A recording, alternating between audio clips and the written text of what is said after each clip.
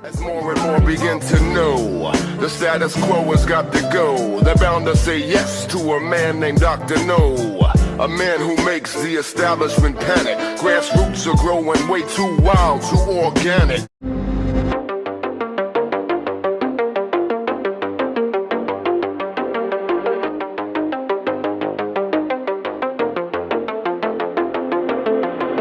So the U.S. is purposely blocking a Yemen peace deal that was negotiated between the Houthis and Saudi Arabia, and this was reported by the New York Times on Tuesday. So the U.S. recent decision to redesignate the Houthis as specially designated global terrorists will block the payment of public sector workers living in Houthi-controlled Yemen who have gone without pay for years. The payment of civil workers has been a key demand of the Houthis throughout the negotiations with the Saudis and the Saudi-backed forces in Yemen. And this is the first phase of this Yemen peace deal. It's not exactly clear what the deal is when it comes to how these government workers are going to get paid. For years, the Houthis were demanding that they get paid using oil and gas revenue from oil and gas that's being sold from areas of Yemen that are not controlled by the Houthis. That revenue goes to the Saudi-backed government, which is based in Saudi Arabia. So they want that money to pay for the workers. The details of this peace deal aren't exactly clear. I know at one point the Saudis offered to just pay it themselves or pay like the first year or something. So not exactly sure what the mechanism is, but anyway, this phase of the peace deal would also fully open Yemen's airports and seaports that have been under blockade since 2015. And this is another aspect of the deal that would be complicated by new U.S. sanctions, which will go into effect later this month. A U.S. official told the New York Times that the U.S. would only allow the payment of Yemeni civil salaries if the Houthis choose the path of peace and stop attacking shipping in the Red Sea. And the Houthis have been clear that these operations will only stop once the Israeli slaughter of Palestinians in Gaza ends. And instead of pressing Israel to stop what it's doing in Gaza, Biden chose escalation, and he launched this new war against the Houthis, which has just escalated the situation pretty dramatically. Actually, now every day there's Houthis firing missiles and drones, the U.S. Navy, intercepting some hit commercial ships, some don't.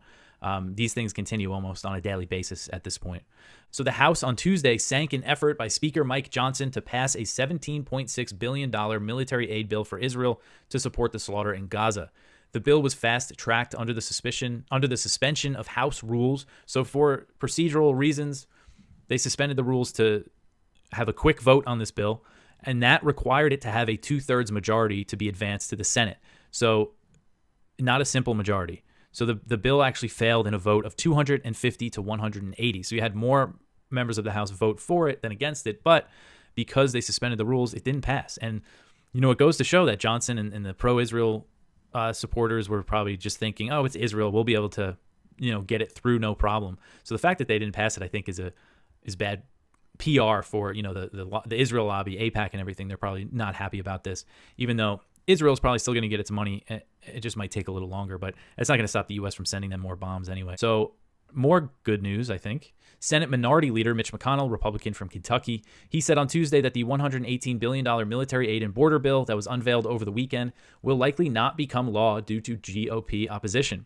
He said, quote, "We had a very robust discussion about whether or not this product could ever become law, and it's been made pretty clear to us by the Speaker that it will not become law," end quote. So a day earlier, the Associated Press reported that McConnell recommended to GOP senators that they vote against the first procedural vote on the bill that's expected to happen on Wednesday. Mike Johnson, the House Speaker, has said that this bill is dead on arrival, and he's looking to push forward the standalone resolution, and that has failed. So the Republican opposition to the $118 billion is over the border policies. Senate negotiators spent months working on a border deal for the legislation, but Johnson said the House was left out, and Democrats are blaming Trump for this Republican opposition because Trump says he's against it, says Republicans should kill this bill. So Chuck Schumer said on Tuesday, quote, "Leader McConnell and the Republican conference did a 180-degree reversal. They're quaking at the knees in fear of Donald Trump," end quote. So this spending includes $60 billion for the proxy war in Ukraine, about $14 billion for Israel, $4.8 billion for Taiwan and the Indo-Pacific region, and $2.44 billion for U.S. Central Command and this new war against the Houthis. So I think, infighting and delays and them not agreeing on things is kind of the best that we could hope for right now, is that this just gets pushed back as much as possible. Wherever you look around the world, you will find a country that receives military aid from the U.S. So the U.S. will increase military aid to Guyana amid tensions with neighboring Venezuela over the disputed Guyana Essequibo region. And the AP reported this, but they did not detail how much the U.S. will provide, but said the U.S. will help Guyana acquire new helicopters, a fleet of military drones, and radar technology for the first time. In 2023, I just looked back at the U.S. Foreign Assistance website, which shows how much countries get in aid each year. So Guyana received $2.7 million in total aid. That includes everything. And the only military type that I saw was $400,000 from the Pentagon's International Military Education and Training Program, which means the U.S. has been training Guyana's military. The American energy giant ExxonMobil discovered massive oil reserves off the coast of Guyana and in waters that are claimed by Venezuela. So it's this huge offshore drilling project off the coast there. And in recent years, I know the U.S. sent a few warships in that area to do their so-called freedom of navigation operations to challenge Venezuela's claims. So, you know, it's just one of those things. Like, why is the U.S. getting involved in this dispute? But maybe I just answered the question talking about Exxon's big project there. But here's Gerald Salenti with today's trends in the news. Carjackings, homicides, and robberies are stealing a sense of security across Washington, D.C. Isn't that nice fucking bullshit language? The whole fucking, you go to Washington, D.C., you go around the turnarounds over there, there's homeless people sleeping all over the place. There's the Washington, D.C., the scumbags that brought you to COVID war. Oh, all you Trump lovers, it was that fucking narcissistic prick that called a state of emergency on March 13th, Black Friday. That's being racist, calling it Black Friday. Yeah, in 2020. This is the same bastard that pushed out the Operation Warp Speed jab. Again, they all are scum to me. All of them. Now you look up to Chucky Schumer. No, maybe you bow down to Pelosi. Maybe you like an Adam shit. No, I like dead Mitch McConnell. One little fucking scumbag after another destroying our lives right in front of your eyes. Right in front of your eyes. Speaking about low-life pieces of scum, this cat's about 4 years old, about 3.5 years older than me. Joe bullshit Biden. 5 draft deferments with the Vietnam War era. 5.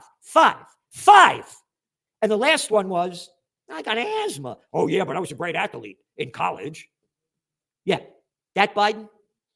Draft dodger Biden, not a war that doesn't love. Biden demands Congress pass Ukraine funding. U.S. President Joe Biden called on the Senate to immediately pass the supplemental funding bill that includes more than $60 billion to Ukraine and $116 billion supplemental bill is proposed by, and they want about $17 billion going to Israel to keep slaughtering the Palestinians. So when I talk about there's no media anymore and it's all bullshit, America keeps going to wars, the nation keeps going to shit. Homeless everywhere. Oh, the migrants, are they causing any of this violence over there? You can't close down the fucking borders. You're going to win a war that you haven't won since World War II. Couldn't beat the Afghans. Now we're going to get them Chineses. Oh, yeah. And we're going to be bombs away. Middle East. So let's go back to your Trends Journal. Very important. Gregory Mannarino has a great article in here, which he does almost every week. And U.S. Middle East war, what it means for the markets. Very, very, very, very, very important. And Mannarino and I are on the same page, and he was actually ahead of me. The United States, let's go back. 3 people were killed at the Jordan-Syrian border, 3 American troops on Sunday. Not this Sunday, a week ago. All right? It took until Friday afternoon for the United States to respond. So Gregory Mannarino told his crew and his listeners that they're going to wait until after the markets close on Friday because they don't want to disturb the equity markets, the oil or gold. And that's exactly what they did. I said to my writers, I said, after it happened, I said, look what they just did. They waited until after the markets closed. So it wouldn't affect the markets, equity markets, gold, or oil. That shows you the element of the crime syndicate that's in charge and their sick mentality. Now the United States is ramping up the Middle East war. We got the Israel war, the Ukraine war, and America now ramping up the Middle East war. World War III has begun. There's going to be a false flag event, something major happening. Look what just happened. 3 Americans were killed, and the United States, about 85 bombs or something all over the place, 120 bombs or whatever, in Syria, in Iraq, and in Yemen. 3 Americans.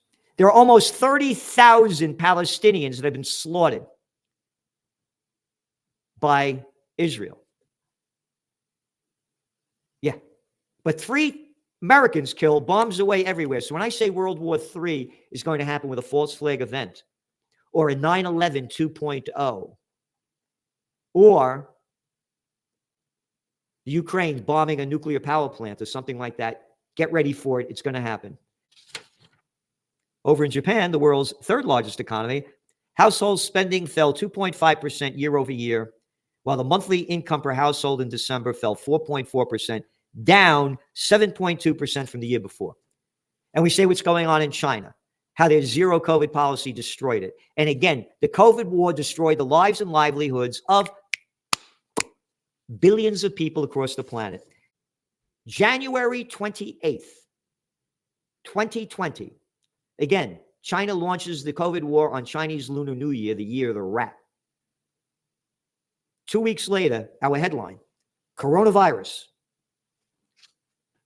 106 dead in China. 1.4 billion still alive. What are you telling me this shit for? You look at the data.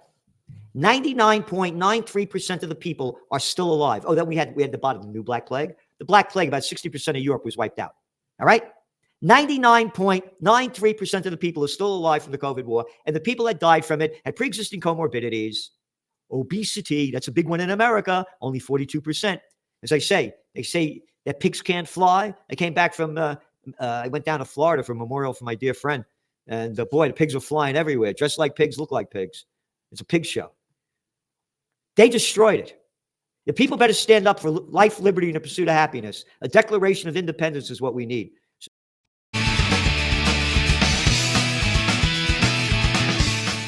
And look at the 3 that just were killed in Jordan. They were National Guard soldiers from Georgia. Terrible. And one of them a girl, a young woman, but like, I don't know.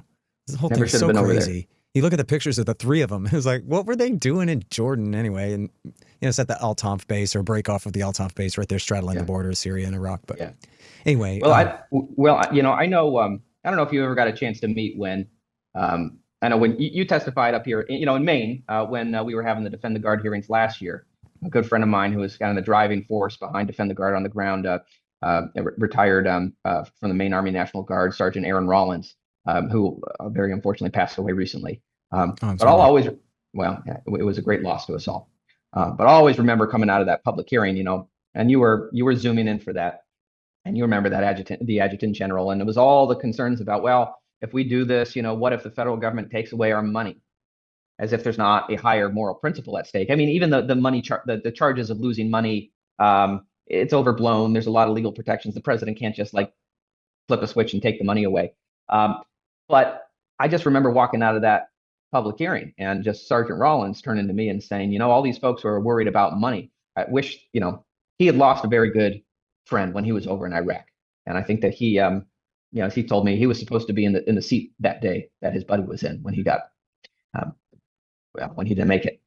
And I just remember Sergeant Rollins just turning to me and saying, you know, all these folks were talking about money. I wish they would tell that to my buddy's mother, look her in the face and say, you know what? It's okay that your boy died because the state got a few $1 million out of the deal, right? There's a higher moral principle at stake than just, how do we maximize money coming in from the federal government, which I know is what state legislators are always concerned with, is maximizing those federal dollars. But, you know, if the state was paying, let's say the issue was different. Let's say it was abortion and you were talking to pro-life people, right? And they said, well, you know, I know that you're against pro-life, but what if the federal government paid us $1 million for every baby that got aborted? Would that be okay? It's like, no, pro-life people are going to say, I don't care how much money you're paying us. It is wrong to kill a baby, right?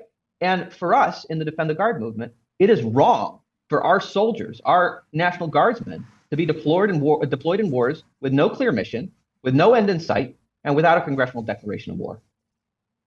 Yeah. Well, you know, Diego Rivera himself said something like that to the state legislature here in Texas. He said, you know, my friends came home in a box. I can't believe I just heard you say the word money. Did you just say money? And they were like, okay, he might have been hollering. But point being, they were busted. They were just as red-faced as could be. Yes, they did just say money. They didn't realize that this ranger who'd been to Iraq War II the hard way and back was going to be the next guy to talk. Yeah. And you know, with these particular state politicians, this was back, I don't know, 2-3 years ago, something. I think, Eric, there was still a little bit of a shine on like, yeah, but we were setting the Iraqi people free, or like there was some kind of like good underlying this. Whereas, you know, I think much more accurately, many more state representatives across the country understand now that money is really all they have to fall back on. They don't have the idea that, look, this was a noble sacrifice. It's terrible that those soldiers died, but they signed up to do the right thing for those poor people over there. And boy, they died trying. Like, no one believes that anymore. Not after all of this. When they literally have nothing to show for it that anyone could articulate in any way. Yeah. You know, other than just the sacrifice itself seems noble to fall in battle somehow, like this is some medieval virtue, you know. The hypnotic spell the neocons, you know, cast on the nation 20 years ago is all but shattered. Yeah, exactly right. So there did seem to be a little bit of that left in like, well, geez, you're not really challenging the whole thing. But like, no, that, you know, quite frankly, that is premise one of what we're talking about here is now that it's 20 years later, 20 years straight of this, but we have this hindsight and we know we should have never done any of this. Yeah. Like we should all agree that like, boy, wouldn't it have been different and better if W. Bush had to climb that hurdle of one-on-one convincing these state governors to give up their guard units for an aggressive war against a non-aggressive, not even power, barely even a state over there in Saddam Hussein's Iraq circa 02-03, or force the Congress to take responsibility. And, you know, I've looked, if anyone can find this online or if anyone has the file saved, please send it to me because I can't find it anywhere online anymore. You can find some quotes of it, but Ron Paul was on the House Foreign Affairs Committee in the fall of 02. And while they were debating the authorization to use military force, he introduced a declaration of war in the committee. And then he said, I'm going to vote against it, and I urge you all to vote against it too. But if you're going to vote for the authorization for the war, then I urge you to be man enough to obey the law and vote for this declaration and take responsibility for your actions. And Chairman Henry Hyde, who people might remember as the guy who had overseen Bill Clinton's impeachment, he told Ron Paul, and there used to be video of this. You could find, I mean, it should be on C-SPAN. I couldn't find it. I really did look. But Henry Hyde tells him, well, we don't go by that part of the Constitution anymore. It's an anachronism.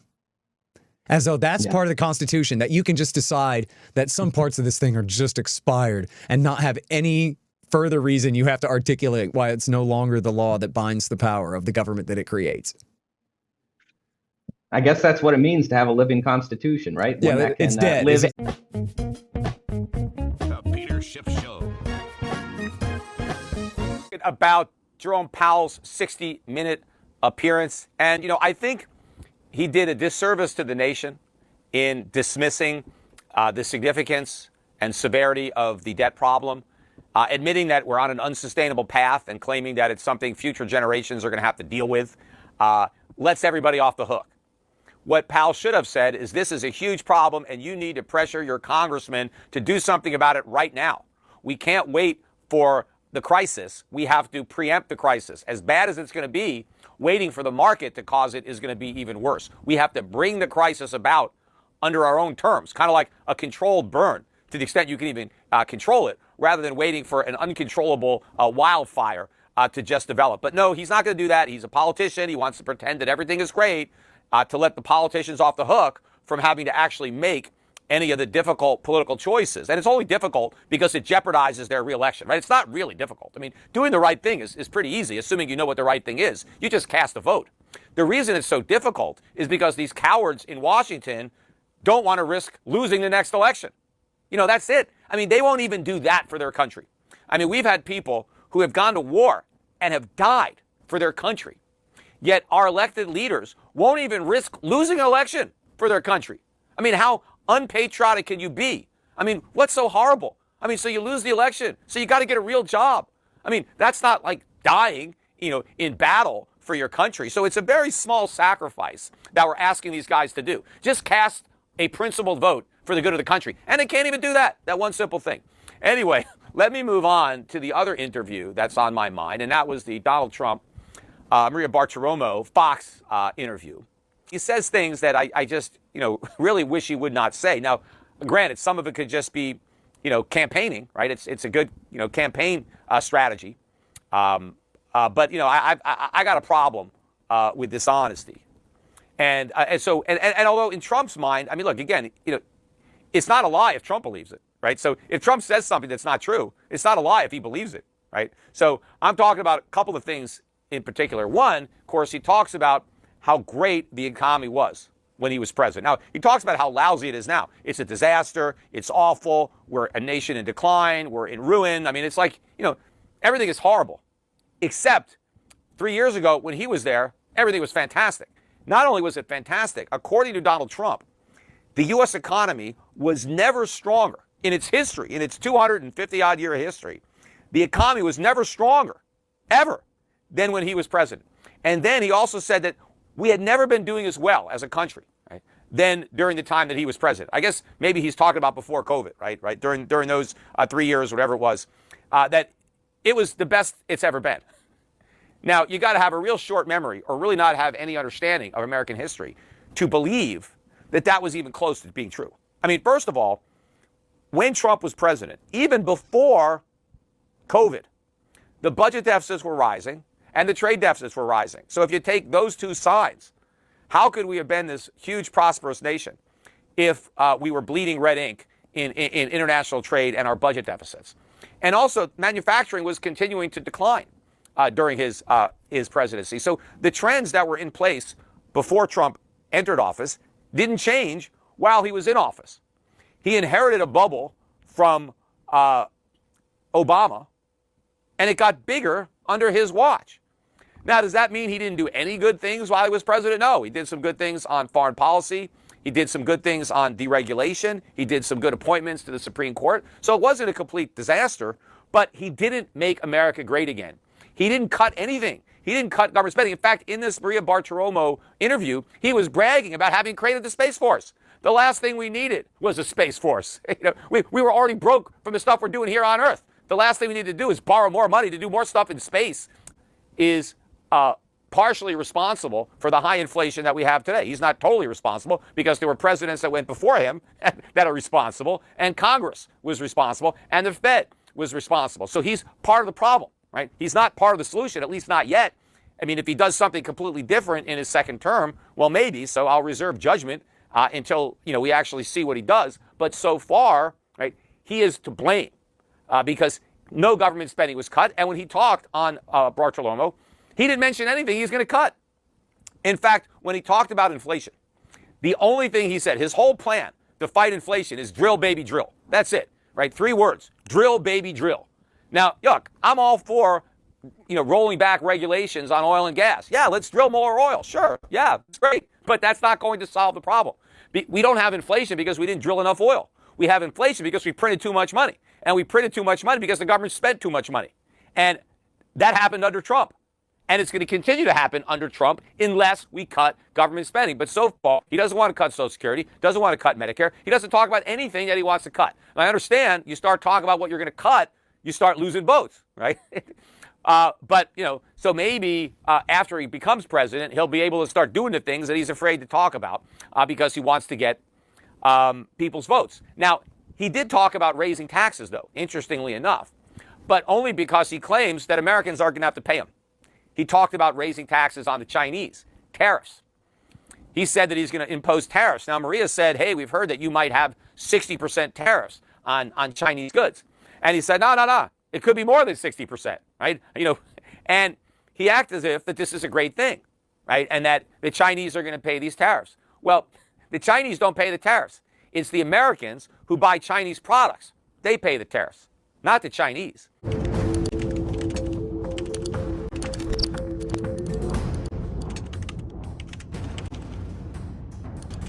We learned from the founders what they taught us on how to defeat the feds without relying on the feds to somehow magically do what they never do, which is, well, limit their own power.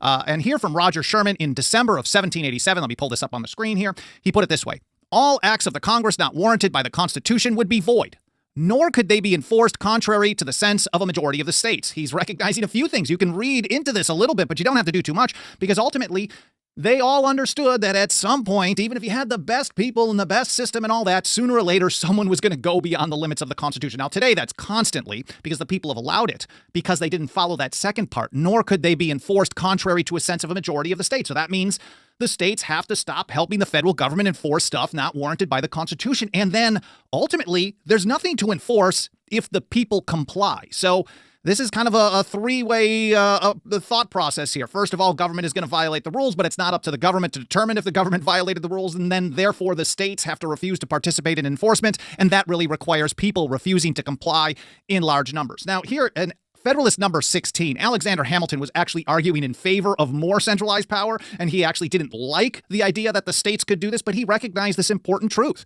He pointed out that if the interposition of the state legislatures being necessary to give effect to a measure of the union, they have not only not to act or to act evasively, and the measure is defeated. So as long as the federal government relies on states to participate in enforcement in major ways, which they do on almost every federal program, or if they rely on them to do the implementation, if the states just don't do anything or they act evasively, which we're seeing more and more of, then they're going to defeat those measures without waiting on the federal government to even withdraw them. And that's how we approach almost everything. You can get full details on the strategy and the history in our State of the Nullification Movement report over at 10thamendmentcenter.com/report. Georgia, House Bill 1009 from Charlize Byrd would prohibit the use of state personnel or resources for the enforcement of any federal gun control. No, they're just saying if it's a federal gun control program, we're not going to participate. We're not going to help you whatsoever, period. Specifically, it would prohibit public officers and employees of the state and its political subdivisions from enforcing or participating in any way in the enforcement of any federal acts, executive orders, administrative orders, rules, regulations, statutes, or ordinances regarding firearms, firearm accessories, or ammunition. So all federal gun control, for us, all gun control is a violation of your natural right of self-defense. All federal gun control is a violation of the Constitution. So certainly opting out of that creates a process, just like what Roger Sherman was saying. The federal government may have all this stuff, the Gun Control Act of 1968, NFA of 1934, the bump stock ban, all this stuff from 1934 and beyond. They may have it on the books, but it can't be enforced contrary to a sense of the majority of the states. And then that requires the people to say, well, we have to learn how to exercise our natural right of self-defense, whether the government gives us permission to or not. And they generally don't like giving permission. I believe it was on Monday, the South Dakota House passed 2 bills to reject a central bank digital currency. One, to remove it from the definition of money in the state, and 2, to ban the state from accepting it as payments or participating in tests and things like that. So kind of a 1-2 punch.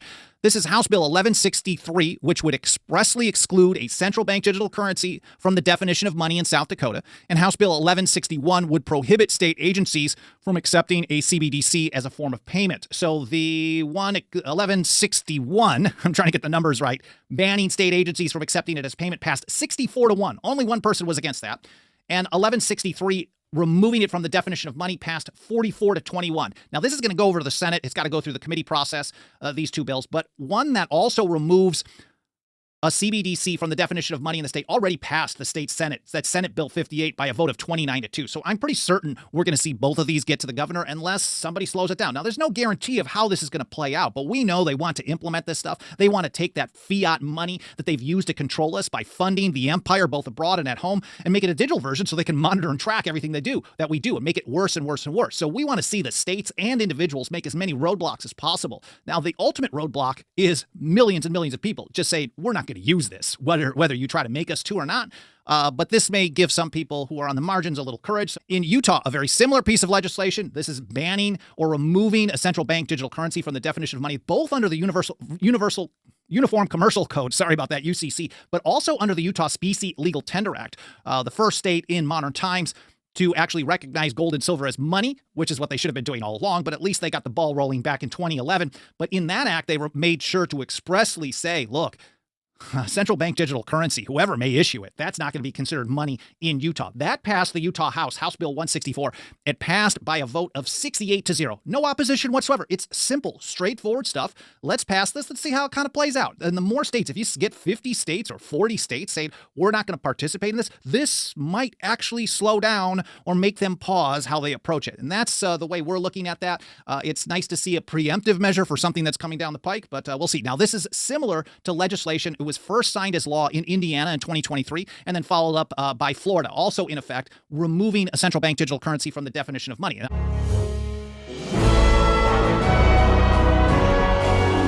I just want to put up that first Massey tweet because even though we're going on about the Senate, I do want to bring this up because he makes some very, very good points here that we should ponder. We should always listen to what Massey has to say. So here's what he tweeted out. Getting rid of Speaker McCarthy has officially turned into an unmitigated disaster. Now that's that's a real attack on Johnson. He says, all work on separate spending bills has ceased. Spending reductions have been traded for spending increases. Warrantless spying has been temporarily extended, and our majority has shrunk. That's really interesting. He was the one who said we shouldn't get rid of McCarthy. I thought it was a good idea, and I was wrong, and Massey's right, of course. But that's interesting to see that all of the work on the approach bills has stopped. That's your main job. What are you guys doing up there? Behind the border mess, open GOP rebellion against McConnell.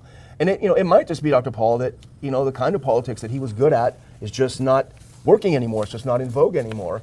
And he's become kind of a dinosaur. But I did clip this next little segment from the article. This might explain some things, and I'm not sure, but I think it's a decent explanation. So this paragraph starts out, the Senate GOP leader is facing internal resistance not seen in more than a year as Republicans descend into discord over two issues they once demanded be linked: border security and the war on Ukraine. And we explained yesterday, I think, why they were linked initially. But I underline this part. McConnell, now nearing his 82nd birthday, is determined to fund the Ukrainian war effort, a push his allies have depicted as a legacy-defining issue. So the reason that he is melting down and doing things uncharacteristic of someone who gets the job done is that he is personally absolutely dedicated to getting this money to Ukraine. And no one else wants to send the money to Ukraine. What I can't quite comprehend or be sympathetic to is legacy. I think there are legacy. Thomas Jefferson has a little bit of legacy. Yeah. He did and fought for certain things. But this legacy is just getting it through, and most of the time it's a lot of negative stuff because they literally have to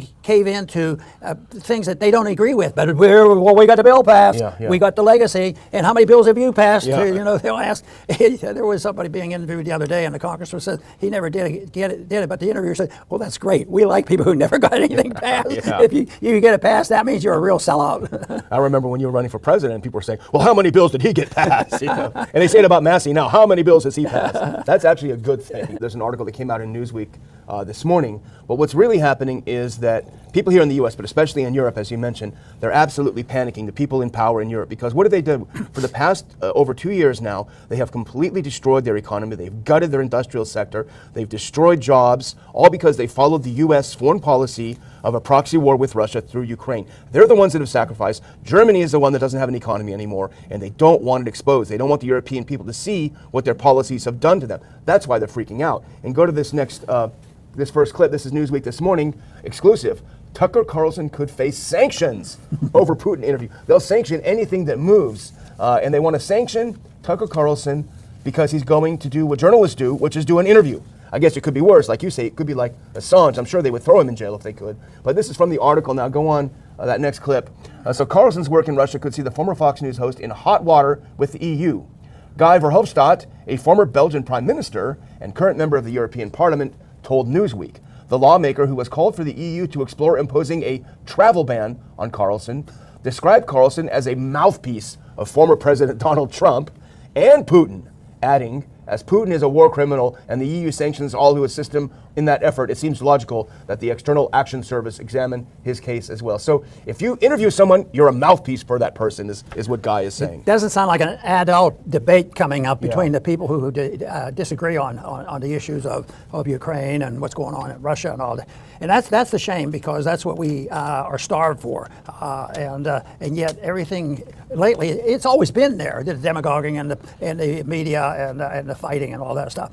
But I think it's worse than ever. I think the respect and understanding of the First Amendment is in bad shape. And it's not an accident, because I think the people who want to be in power, I believe they are the people that don't care about law and Constitution. And they think that they can ignore that. So they try to silence people by either ridiculing or saying you're unpatriotic or you're telling a lie. And so there'll be a lot of that fanfare going on. But I don't think Tucker's easy to push around and demagogue too much, because he's done an unbelievable job already.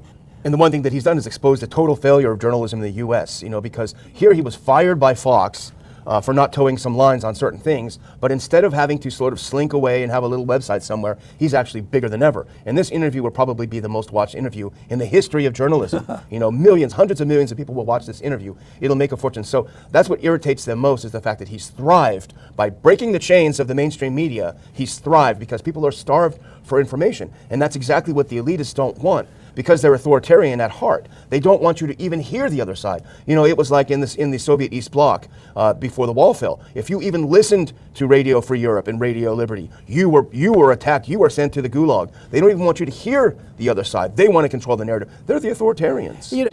Guy Verhofstadt, member of the European Parliament, representative of the freedom, the Western civilization, he says the real journalists in Russia are in jail or had to flee. Carlson is Putin's mouthpiece. And listen to this, and an enemy of everything the U.S. stands for. No more, no less. So Carlson is an enemy of everything the U.S. stands for because he actually interviews people and does journalism. We have a First Amendment. Yeah. I mean, this guy's a nut. He really is. But I mean, we work at trying to make these points, but isn't it sad that somebody can, the critics can be so destructive and dismissive of the things that people still claim they cherish. Yeah. You know, they still. Did you know? And I think you probably do know this, that everybody that serves in Congress, House members and senators, they raise their hand and take an oath that they'll obey it. Oh well, quiz it. Oh yeah, but the people who they don't understand it. We understand the Constitution. This is a live document. We make it say anything we want, That's right. and then they march off and they sleep well at night. Yeah, that's right. Until the world blows up.